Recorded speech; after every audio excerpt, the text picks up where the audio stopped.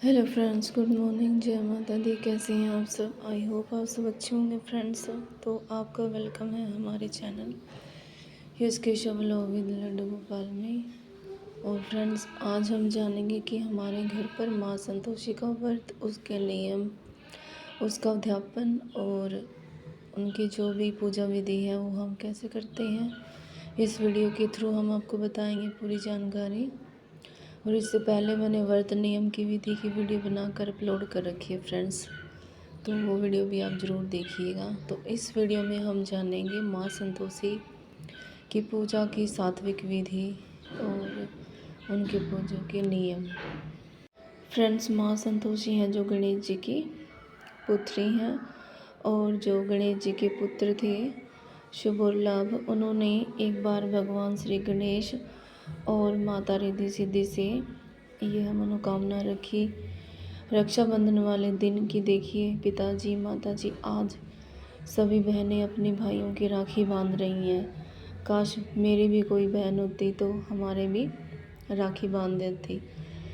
और भगवान श्री गणेश जी रिद्धि सिद्धि माता चुपचाप खड़े रहे और उनको कुछ नहीं कहा, और वे सब देखते रहे। उनकी करुणामयी बात सुनकर उनका दिल है जो द्रवित हो गया, और वो इतने भावनात्मक हो गए कि उनकी आंखों से अश्रु बहने लगे।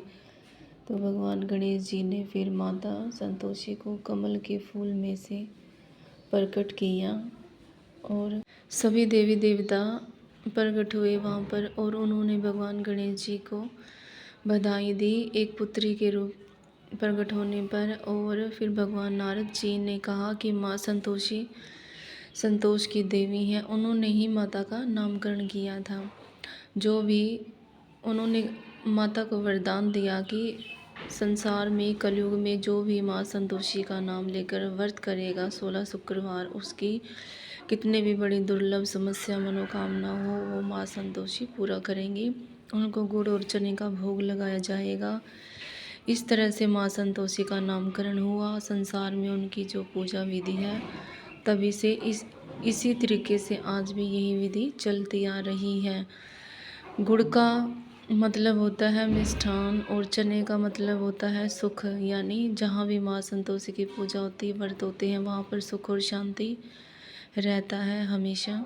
जो भी भाई बहन इनके व्रत करते हैं उनको पता होगा कि माँ संतोषी की आगमन से जीवन में कितनी खुशियाँ आती हैं और दुखों का नाश होता है। इस तरह से फ्रेंड्स, अगर आप भी इच्छा रखते हैं माँ संतोषी से अपनी व्रत रखने की, उनसे कोई मनोकामना पूरी करवाने की, तो आप एक बार हमारे कहने पर ज़रूर व्रत करके देखिएगा। आपको बहुत सा लाभ मिलेगा, नहीं बल्कि आपकी मनोकामना भी पूरी होगी। तो मैं बताती हूँ आपको इनकी जो विधि है वो कैसी है। हमारे जो घर में जो पूजा विधि बरती जाती है वही मैं आपसे आज शेयर करूँगी। देखिए, सुबह उठते ही स्नान करना चाहिए निराहार रहकर, यानी कि बिना कुछ खाए पिए, पानी जलपान किए बिना। और सर को सुखाना नहीं चाहिए, गीले सिर ही। अगर लेडीज़ हैं तो उनको भीगे हुए बालों में ही पूजा करनी चाहिए। अगर जेंट्स हैं तो उनको अपने सर पर कपड़ा ओढ़कर पूजा करनी चाहिए। माँ के सामने घी का दीपक जलाएं और धूप का यूज करें, अगरबत्ती का यूज ना करें। गुलाब के फूल और सुगंधित मिश्री, पान, पेड़ा और गुड़ चने का भोग माँ को लगाएं। और इस दिन खटाई का प्रयोग ना करें, क्योंकि खटाई से जीवन में माना गया कि ये नकारात्मकता का तत्व है, और इसलिए माँ संतोषी खटाई से नफरत करती हैं, क्योंकि इनको मिष्ठान यानी कि सुख और शांति की देवी माना गया, तो इनको मीठा ही इस दिन भोग लगता है। ठीक है, दूध, दही, लस्सी, नींबू, अचार, इन चीज़ों का यूज नहीं करना चाहिए। जो भी व्रत करने वाला है वह अपना जल का पात्र जिसमें से उसको पानी पीना है वो एक अलग कमरे में रख लें, किसी भी बर्तन में। उसी से माँ का भोग बनेगा और उसी से आप खुद पिएंगे। झूठा किसी के हाथ लगे हुए आप नहीं खा सकते हैं। यही माता के सख्त नियम हैं। जितना इंसान माता के नियम को निभाता है उतनी माता प्रसन्न होती है। संध्या के समय आपको कहानी पढ़नी है, आरती करनी है, दीप ज्योत कर कर माँ को दंडवत प्रणाम करना है। दंडवत प्रणाम का मतलब होता है फ्रेंड्स, आपको लंबे लेट जाना है फर्श पे माता के सामने और आगे हाथ को दोनों लंबा खींचते हुए माँ को प्रणाम करना है। यही माता का प्रणाम का नियम है जो कि चलता आ रहा है। तो जो विधि आप अपनाएंगे फ्रेंड्स, आपके उतने ही कार्य बनते चले जाएंगे। माँ संतोषी सुख शांति की देवी हैं। जो भी आपको चाहिए अपनी मन इच्छा को रखते हुए 16 शुक्रवार के व्रत करें। 16वें शुक्रवार को वैसे उद्यापन करना होता है, लेकिन एक नियम और है कि नारद भगवान जी ने कहा था कि जब तक मनोकामना ना पूरी हो तब तक आपको उद्यापन नहीं करना है। 6 महीने माता इच्छा पूरा करती है, ज़्यादातर साल, सवा साल, 3 साल लग जाते हैं इच्छा को पूरा होने में। 3 साल भी अगर आपको लगते हैं तो आपको व्रत नहीं तोड़नी है, रखते चले जाना है, उद्यापन नहीं करना है।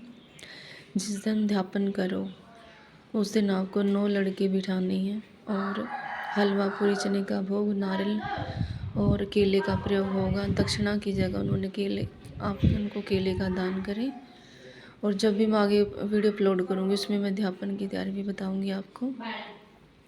खटाई से बिल्कुल बच कर रहें, साफ़ सुथरे कपड़े पहनें, घर की साफ़ सफाई करें और जो भी घर में लेडीज़ होती हैं उनको उनके पैर छुएं। जो भी आपकी भाभी हैं, बहन है, माता है, सास ससुर हैं, सबके पैर छुएं।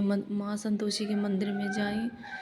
अगर मंदिर नहीं है तो आप घर पर ही माँ का मंदिर स्थापित करें। उनको प्रणाम करते हुए, हाथ जोड़ते हुए माँ से विनती करें कि माता, हम मूर्ख हैं, पापी हैं, अज्ञानी हैं। अगर आपके वर्तनियों में कुछ खेद हो जाए तो आप हमें माफ़ी दीजिएगा।